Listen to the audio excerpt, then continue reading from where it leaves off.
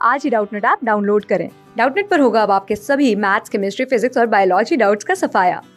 बस अपने क्वेश्चन की फोटो खींचो, उसे क्रॉप करो और तुरंत वीडियो सोल्यूशन पाओ। Download now. नमस्कार दोस्तों, हम पढ़ रहे थे लेख जिसका शीर्षक है अतीत में दबे पाँव। और इस लेख को लिखा है लेखक ओम थनवी जी ने। दोस्तों, इस लेख के पिछले भाग में यानी भाग 4 में हमने देखा कि मोहनजोदड़ो सभ्यता के लोग जो है वे सूत की कताई, बुनाई और रंगाई का काम किया करते थे। और सुमेर से वे ऊन का आयात करते थे और अपनी रंगी हुई सूत को वे निर्यात करते थे सुमेर देश के लोगों से। फिर हमने आगे पढ़ा कि चौड़ी सड़कें और नालियों व पानी निकासी का बेहतर प्रबंध जो है उस समय में मोहनजोदड़ो सभ्यता के लोगों ने किया है। और हमने आगे पढ़ा था कि पक्की ईंटों के वहाँ पर घर बनाए हुए हैं और पक्की ईंटों के कुएं वहाँ पर बने हुए हैं। पढ़ते हैं इस लेख के 5वें भाग को और जानेंगे कि लेख में आगे लेखक ने हमें मोहनजोदड़ो सभ्यता के बारे में और क्या अधिक जानकारियां दी है। घर छोटे भी हैं और बड़े भी, लेकिन सब घर एक कतार में हैं। अब लेखक बता रहे हैं कि मोहनजोदड़ो सभ्यता शहर में जो घर उपलब्ध है वह छोटे भी हैं और उन घरों का आकार बड़ा भी है, लेकिन सब घर जो है एक ही पंक्ति में मौजूद है। ज़्यादातर घरों का आकार तकरीबन 30 गुना 30 फुट का होगा। अब ज़्यादातर घरों का जो आकार था वह 30 गुना 30 फुट का है, यानी लंबाई और चौड़ाई जो है 30 फुट की रही है। कुछ इससे दुगने और तिगुने आकार के भी हैं। कुछ घर जो है 2 गुने आकार के भी हैं और 3 गुना आकार के भी मौजूद है। इनकी वास्तु शैली कमोबेश एक सी प्रतीत होती है। अब इनकी बनावट जो है वह एक जैसी प्रतीत होती है, व्यवस्थित और नियोजित। शहर में शायद इसका भी कोई कायदा नगरवासियों पर लागू हो। अब यहाँ लेखक बता रहे हैं कि इन सभी घरों की जो बनावट है वह एक ही शैली पर आधारित है। शायद इसका भी कोई कायदा होगा नगरवासियों पर लागू। एक घर को मुखिया का घर कहा जाता है। इसमें 2 आंगन और करीब 20 कमरे हैं। अब एक घर मौजूद है जहाँ यहाँ पर जिसे मुखिया का घर कहा जाता है। इस घर में 2 आंगन है और इस घर में 20 कमरे हैं। डी के बी सी हल्का आगे पूरब में है। अब दोस्तों, हमने इस पाठ के पिछले भागों में पढ़ा होगा कि जो पुरातत्व विभाग के लोग हैं जो खोजबीन कर रहे हैं, खुदाई कर रहे हैं और कुछ अवशेषों को वह खोज पाते हैं, तो उस जगह को उन्हीं खुदाई वाले लोगों के नाम पर रख दिया जाता है। जैसे डी के बी और सी हल्का, यानी डी के बी सी हल्का जो है आगे पूर्व दिशा में है। दाढ़ी वाले याजक नरेश की मूर्ति इसी तरफ के एक घर से मिली थी। यानी यहाँ पर क्या मिला था? दाढ़ी वाले राजा याजक की मूर्ति एक घर से यहाँ पर मिली थी। डी के जी की मुख्य सड़क पर दक्षिण की ओर बढ़े तो 1.5 फर्लांग की दूरी पर एचआर हल्का है। लेखक बताते हैं कि डी के जी की मुख्य सड़क पर दक्षिण दिशा की ओर आगे बढ़े तो 1.5 फर्लांग की दूरी पर एचआर हल्का मौजूद है। सड़क उसे 2 भागों में बांट देती है। ये हल्का हेरल्ड हरग्रीव्स के नाम पर है, जिन्होंने 1924 वे 1925 में रखाल दास बनर्जी के बाद खुदाई करवाई थी। अब एक हल्का मौजूद होता है हेरल्ड हरग्रीव्स के नाम का। अब हेरल्ड हरग्रीव्स ने क्या किया था? 1924 व 1925 में रखाल दास बनर्जी के बाद उन्होंने मोहनजोदड़ो सभ्यता को जानने के बारे में खुदाई को करवाया था। यहीं पर एक बड़े घर में कुछ कंकाल मिले थे। अब हेरल्ड हरग्रीव्स को क्या मिला था? एक बड़े घर में कुछ कंकाल मिले थे, जिन्हें लेकर कई तरह की कहानियां बनती रही। उन कंकालों को लेकर कई तरह की कहानियां बनती रही है। प्रसिद्ध नर्तकी शिल्प भी यही एक छोटे घर की खुदाई में निकला था। प्रसिद्ध नर्तकी की मूर्ति जो है एक छोटे घर की खुदाई में इसी जगह पर निकली थी। इसके बारे में पुरातत्वविद माल्टिमर व्हीलन ने कहा था कि संसार में इसके जोड़ की दूसरी चीज शायद ही होगी। अब जैसे ही नर्तकी की मूर्ति निकल जाती है तो पुरातत्वविद जो है माल्टिमर व्हीलर वह इस मूर्ति को देखते हैं और कहते हैं कि दुनिया में इसके जैसी मूर्ति शायद ही मिलेगी। यह मूर्ति अब दिल्ली के राष्ट्रीय संग्रहालय में है। यह मूर्ति अब दिल्ली के नेशनल म्यूजियम में रखी हुई है।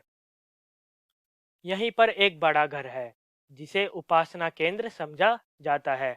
इसी जगह पर एक बड़ा घर मौजूद है जिसे उपासना का केंद्र समझा गया है। इसमें आमने सामने की दो चौड़ी सीढ़ियां ऊपर की यानी ध्वस्त मंजिल की तरफ जाती है। इस बड़े घर की जो दो चौड़ी सीढ़ियां हैं आमने सामने वाली, वह ऊपर मंजिल की तरफ जाती है पश्चिम में। गढ़ी के ठीक पीछे माधव स्वरूप वत्स के नाम पर वीएस हिस्सा है। लेखक अब पश्चिम दिशा की ओर आगे बढ़ते हैं। गढ़ी के ठीक पीछे वाला हिस्सा माधव स्वरूप वत्स के नाम पर रखा गया है, यानी वीएस हिस्से के नाम पर रखा गया है। यहाँ वह रंगरेज का कारखाना भी लोग चाव से देखते हैं।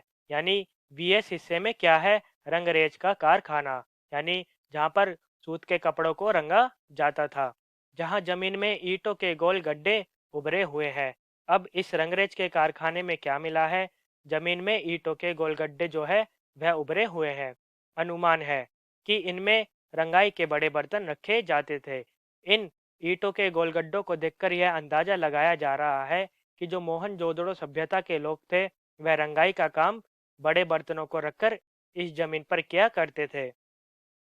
दो कतारों में 16 छोटे एक मंजिला मकान है।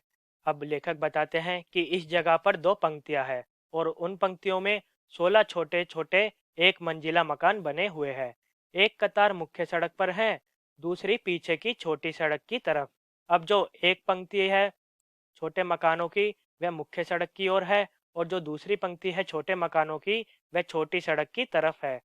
सब में दो दो कमरे हैं, यानी सभी एक मंजिला मकान में दो दो कमरे बने हुए हैं। स्नान घर यहाँ भी सबके घरों में है। अब बाथरूम जो है वह एक मंजिला घरों के मकानों में भी मौजूद है। बाहर बस्ती में कुएं सामूहिक प्रयोग के लिए हैं। ये कर्मचारियों या कामगारों के घर रहे होंगे। अब यहाँ बताया गया है कि कर्मचारियों और कारीगरों के घर भी इस सभ्यता में मौजूद है। यहाँ इनके लिए दो दो कमरों वाला एक छोटा मकान है और उन घरों में सभी के घर में बाथरूम है और इन सभी घरों के लिए एक कुआं बनाया गया है सामूहिक प्रयोग जिससे किया जा सके। मोहनजोदड़ो में कुओं को छोड़कर लगता है जैसे सब कुछ चौकोर या आयताकार हो। अब मोहनजोदड़ो में कुओं को छोड़कर ऐसा लगता है कि जैसे सभी का जो आकार है वह चौकोर है या आयताकार शेप में है। नगर की योजना, बस्तियां, घर, कुंड, बड़ी इमारतें, ठप्पेदार मोहरे, चौपड़ का खेल, गोटियां, तोलने के बाट आदि सब।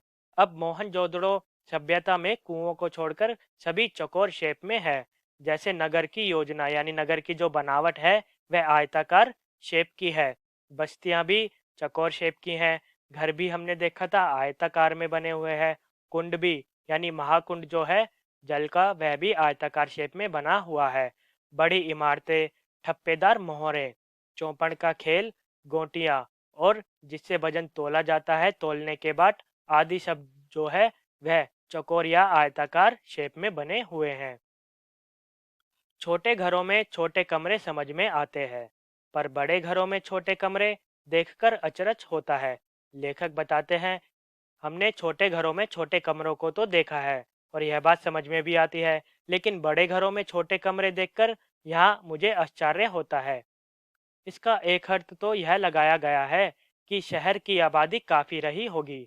अब इसका एक अर्थ यह भी लगाया जाता है कि बड़े घरों में छोटे कमरे इसलिए देखे गए हैं कि मोहनजोदड़ो शहर की जो जनसंख्या है उसकी आबादी बहुत अधिक रही होगी।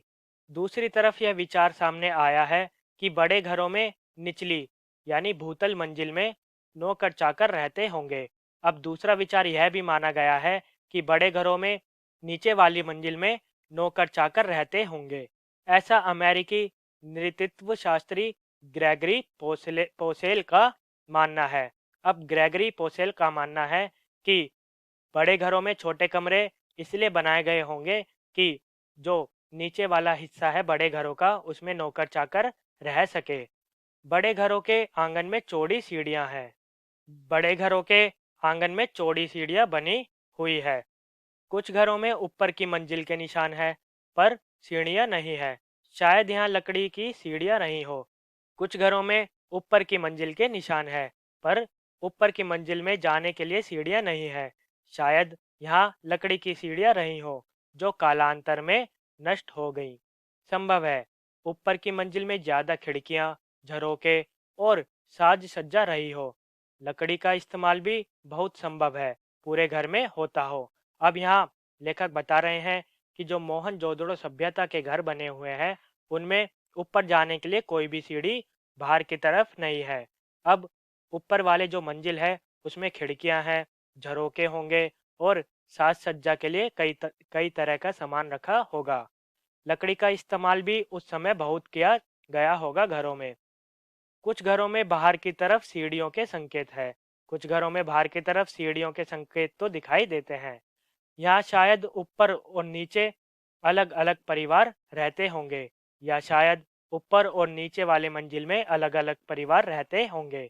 छोटे घरों की बस्ती में छोटी संकरी सीढ़ियाँ है। अब छोटे घरों की बस्ती में छोटी पतली सीढ़ियाँ बनी हुई है। उनके पायदान भी ऊंचे हैं। ऐसी जगह की तंगी की वजह से होता होगा। अब कुछ घरों में जो है संकरी सीढ़ियाँ भी मिलती है। उनके पायदान भी ऊंचे ऊंचे बने हुए हैं। ऐसी जगह की कमी की वजह से हुआ होगा। गौर किया कि मोहनजोदड़ो के किसी घर में खिड़कियों या दरवाजों पर छज्जों के चिन्ह नहीं है। ऐसा गौर किया गया है कि मोहनजोदड़ो के किसी भी घर में खिड़कियां या दरवाजों पर छज्जों के निशान नहीं है। गर्म इलाकों के घरों में छाया के लिए ये आम प्रावधान होता है। अब मोहनजोदड़ो के जितने भी घर थे, दरवाजे पर कोई भी छज्जा नहीं था। आज के समय में हम देखते होंगे कि गर्म इलाकों में हर दरवाजों के ऊपर छज्जा बना होता है। क्या उस वक्त यहाँ इतनी कड़ी धूप नहीं पड़ती होगी? अब लेखक पूछते हैं, क्या उस वक्त इतनी कड़ी धूप नहीं पड़ती होगी जिसके कारण छज्जा नहीं बनवाया गया हो? मुझे मोहनजोदड़ो की जानी मानी मोहरों के पशु याद हो आए। शेर, हाथी या गैंडा इस मरुभूमि में नहीं हो सकते। क्या उस वक्त यहाँ जंगल भी थे? लेखक पूछते हैं कि मुझे मोहनजोदड़ो की जानी मानी मोहरों के पशु याद हो आए। मोहरों पर पशु के निशान लगे होते थे। शेर, हाथी या गैंडा, क्या उस समय ये जानवर मौजूद नहीं थे? क्या उस वक्त यहाँ जंगल भी थे? यह तथ्य स्थापित हो चुका है कि यहाँ अच्छी खेती होती थी। अब यह तो बात साबित हो चुकी है कि यहाँ तो अच्छी खेती खेती होती थी। पुरातत्वी शीरिन रत्नाकर का मानना है कि सिंधुवासी कुओं से सिंचाई कर लेते थे। अब पुरातत्वी शीरिन रत्नाकर का यह मानना है कि सिंधु घाटी सभ्यता का के जो लोग हैं, वे कुओं से अपनी खेती की सिंचाई कर लेते थे। दूसरे, मोहनजोदड़ो की किसी खुदाई में नहर होने का प्रमाण नहीं मिले हैं। अब मोहनजोदड़ो सभ्यता के लोग जो है, वह किसी नहर का इस्तेमाल नहीं करते थे और ना ही नहर होने का प्रमाण मिला है खुदाई के वक्त। यानी बारिश उस काल में काफी होती होगी। यानी वर्षा जो है उस समय में ज्यादा मात्रा में होती होगी। क्या बारिश घटने और कुओं के अत्यधिक इस्तेमाल से भूतल जल भी पहुंच से दूर चला गया? अब लेखक बताते हैं कि क्या बारिश घटने और कुओं के ज्यादातर इस्तेमाल करने से जो भूमि का जल था, उसका स्तर वो जो है वह पहुंच से दूर चला गया? क्या पानी के अभाव में यह इलाका उजड़ा और उसके साथ सिंधु घाटी की समृद्ध सभ्यता भी? लेखक बताते हैं कि क्या पानी के अभाव में यह इलाका उजड़ गया और इसी के साथ सिंधु घाटी की जो सभ्यता थी वह भी उजड़ गई। मोहनजोदड़ो में उस रोज हवा बहुत तेज बह रही थी। किसी बस्ती के टूटे फूटे घर में दरवाजे या खिड़की के सामने से हम गुजरते तो साए साए की ध्वनि में हवा की ले साफ पकड़ में आती थी। लेखक बताते हैं कि जिस समय में मोहनजोदड़ो सभ्यता की खोजबीन के लिए गया था, उस समय हवा जो है बहुत तेज चल रही थी। वैसे ही जैसे सड़क पर किसी वाहन से गुजरते हुए किनारे की पटरी के अंतरालों में रह रहकर हवा के लयबद्ध थपेड़े सुनाई पड़ते हैं। सूने घरों में हवा की लय और ज्यादा गूंजती है। सूने घरों में हवा की जो लहरें हैं और ज्यादा गूंज रही थी। इतनी की कोनों का अंधियारा भी सुनाई दे। यहाँ एक घर से दूसरे घर में जाने के लिए आपको किसी घर से वापस बाहर नहीं आना पड़ता। अब लेखक बता रहे हैं कि यहाँ एक घर से दूसरे घर में जाने के लिए आपको किसी घर से वापस बाहर का रास्ता नहीं देख खोजना पड़ता, क्योंकि आखिर सब खंडर है। क्योंकि यहाँ तो सब खंडर ही बन चुका है, सब एक समान ही है, सब कुछ खुला है। अब कोई घर जुदा नहीं है, एक घर दूसरे में खुलता है, दूसरा तीसरे में, जैसे पूरी बस्ती एक बड़ा घर हो। अब यहाँ लेखक बता रहे हैं कि यहाँ सब खंडर हो चुका है, लेकिन घर जो है एक नक्शा ही नहीं होता, बल्कि घर से एक संस्कार भी जुड़ा होता है। भले ही वह घर जो है 5,000 साल पुराना क्यों ना हो। हम में कमोबेश हर कोई पांव आहिस्ता उठाते हुए एक घर से दूसरे घर में बेहद धीमी गति से दाखिल होता था। यहाँ लेखक बताते हैं कि हम में से हर कोई जो है धीरे धीरे पांव उठाकर आगे बढ़ रहा था धीमी गति से।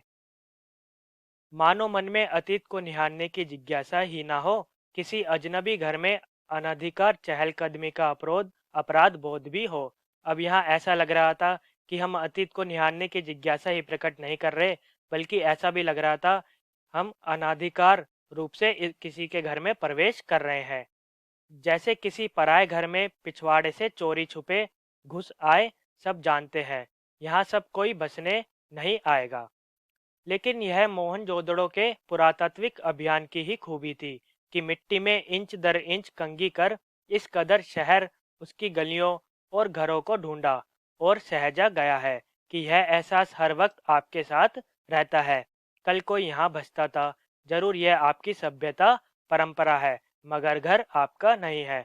यहाँ लेखक बता रहे हैं कि इस सभ्यता की खोज जो है पुरातात्विक अभियान की खूबी है कि मिट्टी में इंच दर इंच कंघी कर इस कदर शहर और उस गलियों को ढूंढा गया है और उसे सहेज कर रखा गया है। यह जो एहसास है यह हर वक्त आपके साथ रहता है।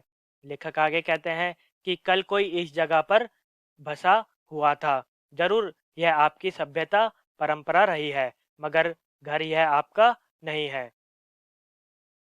अनचाहे मुझे मोहनजोदड़ो की गलियों या घरों में राजस्थान का ख्याल ना आए, ऐसा नहीं हो सका। लेखक बताते हैं कि मुझे मोहनजोदड़ो सभ्यता को देखकर राजस्थान का ख्याल आ रहा था, महज इसलिए नहीं कि पश्चिमी राजस्थान में सिंधु गुजरात की दृश्यवाली एक सी है। लेखक बताते हैं कि मुझे राजस्थान का ख्याल इसलिए नहीं आ रहा था कि सिंध गुजरात की जो दृश्यावली है वह राजस्थान के जैसी है। कई चीज़ें हैं जो मुझे यहाँ से वहाँ जोड़ जाती है। लेखक बताते हैं कि कई चीज़ें ऐसी हैं जो राजस्थान से मुझे जोड़ जाती है, जैसे हजारों साल पुराने यहाँ के खेत। लेखक बताते हैं कि यहाँ के हजारों साल पुराने खेत राजस्थान के खेतों से मिलते हैं। बाजरे और ज्वार की खेती। मोहनजोदड़ो के घरों में टहलते हुए मुझे कुलधरा की याद आई। लेखक बताते हैं कि मोहनजोदड़ो शहर में टहलते हुए मुझे कुलधरा की याद हो आई। यह जैसलमेर के मुहाने पर पीले पत्थर के घरों वाला एक खूबसूरत गांव है। लेखक बताते हैं कि राजस्थान के जैसलमेर में मुहाने पर पीले पत्थर के घरों वाला एक खूबसूरत गांव है कुलधरा। उस खूबसूरती में हरदम एक गमी व्याप्त है। गांव में घर है पर लोग नहीं है। कोई 150 साल पहले राजा से तकरार पर स्वाभिमानी गांव का हर बाशिंदा रातों रात अपना घर छोड़ चला गया। दरवाजे असबाब पीछे लोग उठा ले गए। घर खंडर हो गए पर ढहे नहीं। घरों की दीवारें, प्रवेश और खिड़कियां ऐसी हैं जैसे कल की बात हो। लोग निकल गए, वक्त वहीं रह गया। लेखक बताते हैं कि मोहनजोदड़ो सभ्यता के जो घर थे वे आज के वक्त उधर उजड़ चुके हैं। लोग चले गए हैं, लेकिन घर और जो समय है वह वहीं की वहीं रह गया है। खंडरों ने उसे थाम लिया। जैसे सुबह लोग घरों से निकले हो, शायद शाम ढले लौट आने वाले हो। खंडरों ने उन घरों का रूप ले लिया है। ऐसा प्रतीत हो रहा था कि सुबह लोग घरों से निकल गए हों और शाम होते होते वह लोग जो है लौट कर आने वाले हों। तो दोस्तों यह था इस लेख का भाग नंबर 5। इस लेख के अगले भाग को देखेंगे हम अपनी अगली वीडियो में। धन्यवाद। क्लास 6 से 12 से लेके नीट, IIT, JEE मेंस और एडवांस के लेवल तक 10 मिलियन से ज़्यादा स्टूडेंट्स का भरोसा। आज ही डाउनलोड करें डाउटनेट ऐप या व्हाट्सएप कीजिए अपने डाउट्स 8400 400 400 पर।